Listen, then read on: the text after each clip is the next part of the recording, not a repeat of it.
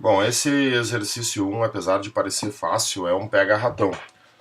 Porque a pergunta dele está logo aqui no início, né? A altura em relação à superfície da Terra, na qual a aceleração da gravidade é um nono do seu valor. Bom, qual é o conhecimento aqui? A gravidade é inversamente proporcional à distância ao quadrado. Nesse caso, vai ser inversamente proporcional ao raio ao quadrado, né?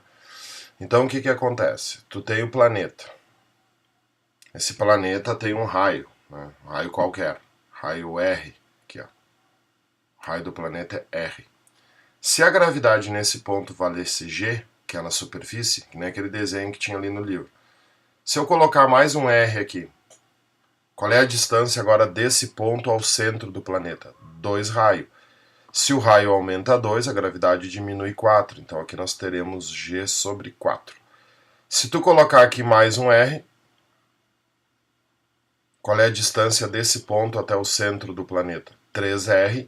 Então o valor da gravidade vai ser 9 vezes menor. Então esse é o ponto que ele quer. Só que como a pergunta é a altura em relação à superfície, é claro que para a gravidade diminuir 9, o raio tem que aumentar 3. Mas em relação à superfície, é 2R, né, pessoal? Olha o desenho ali, vamos mudar a cor, né? Daqui até esse ponto aqui, tu tem 2 raios. Cuida, pega ratão. A número 2 é aquelas questões de legendas. Então, o campo gravitacional situado a uma distância r é g. Então, quando a distância vale r, o campo gravitacional vale g. Né? O que acontece se a distância passar a ser 6r? É a própria tabela. Se a distância passar a ser 6r, a gravidade vai diminuir 36 vezes, inversamente proporcional ao quadrado. A número 3 é a mesma coisa. Ó. Tu tem duas pequenas esferas de massa m, então uma esfera tem massa m, a outra esfera também tem massa m, elas estão separadas por uma distância d. Nessa situação, o exercício disse que a força vale F. Essa é a legenda do exercício.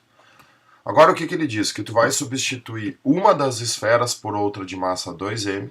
Então, uma esfera passou a ser 2m, a outra continuou sendo m, porque foi só uma. E tu reduz a separação para d sobre 2. Qual é que vai ser o novo valor da força? Dá para fazer isso utilizando a equação, mas eu acho bem melhor fazer pensando. O que a gente sabe? E tem que saber. Força gravitacional é diretamente proporcional à massa. Se a massa aumentou 2, a força que era F vai aumentar 2. Então a força já vai passar a valer 2F, né? A outra massa não mudou, mas a distância caiu pela metade. Se a distância cai pela metade, força inversamente proporcional à distância ao quadrado. Se a distância cai pela metade, a força aumenta 4. Então tu vai aumentar 2 e depois tu vai aumentar 4. Cuidado que não é uma soma, tá? É sempre vezes. Tu aumenta 2 vezes, depois tu aumenta 4 vezes. Quanto é que tu aumentou? Tu aumentou 8 vezes. A tua nova força é 8F. Beleza? Vou limpar aqui e subir. Bom, aqui já começam daí umas revisõezinhas, né? Da CAF, da UPF, coisa e tal. O que acontece aqui nesse exercício? Tu tem um volume de água, 100 metros cúbicos de água por segundo. Tu tem o comprimento aqui da tubulação numa rampa, num plano inclinado. Diz que é 60 graus, está no desenho. Ele já dá que 1 metro cúbico de água são 10 na 3 quilos. Está sendo legal, não precisaria dar isso. E ele pede... Aqui saiu um V do nada, né? O valor da potência em megawatts entrega a turbina geradora E. E claro, desprezando todas as perdas. Cara, o que é potência? Potência é a rapidez com que se realiza um trabalho. Potência é o trabalho que tu realiza dividido pelo tempo que tu leva para realizar esse trabalho. Por que a água vai realizar um trabalho? Porque ela vai cair, ela vai ter uma variação na sua energia potencial. Trabalho, quando existe uma diferença de altura, é peso vezes a variação de altura. É impressionante como a galera se esquece dessa equação aqui, que é a mesma coisa que força vezes deslocamento, né? Qual é o peso que eu tenho? Eu tenho 100 metros cúbicos de água, né? 1 metro cúbico são 10 na 3 quilos, né, de massa. Então, vamos colocar aqui, sei lá, fazer de vermelho aqui. Qual é a massa de água que está caindo? a massa de água que está caindo é...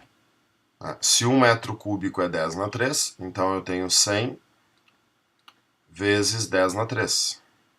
O que é isso? 10 na 3. Isso são 10 na 5 quilos. 10 na 5 quilos, coloca um zero a mais, são 10 na 6 newtons. 1 milhão de newtons. 1 milhão de newtons. Então 10 na 6 é o peso da água que está caindo. E qual é a altura que essa água cai? Isso aqui não é a altura, né? Isso aqui é o comprimento. A altura está aqui. É isso que... Esse é o pega-ratão desse exercício. O ΔH está aqui. O que eu sei? Seno cateto oposto sobre hipotenusa. Então, vamos fazer aqui embaixo. Qual é que vai ser o seno de 60? O seno de 60 é o cateto oposto sobre a hipotenusa. O seno de 60, ele não deu aqui, tá? E aí isso acontece muito, então tem que saber de cor. Seno de 60, raiz de 3 sobre 2, os ângulos, né, fundamentais. Qual é o cateto oposto? É o ΔH, que eu quero saber. E a hipotenusa vale 80 raiz de 3, né? Então eu vou ter 80 raiz de 3 passando multiplicando. Então eu vou ter 80 vezes 3 dividido por 2, né? Porque raiz de 3 vezes raiz de 3 fica 3, que é igual ao ΔH. Posso cancelar aqui, fica 40. 40 vezes 3, 120. Então a altura que essa água cai é de 120 metros. Então esse é meu trabalho. Então, o meu trabalho é 120 vezes 10 na 6. 120 vezes 10 na 6 joules dividido pelo tempo. E aí o que acontece aqui? Barbada, né? Porque é por segundo, essa quantidade de água é por segundo, então o tempo é 1 segundo. Então isso aqui é a potência. A potência é 120 vezes 10 na 6 watts. Só que ele quer a resposta em megawatts. 10 na 6 é o próprio prefixo mega. Então isso aqui é 120 megawatts. Mega é 1 milhão. Giga é 1 bilhão e assim sucessivamente. Resposta Dinamarca. Bem bacaninha, tá?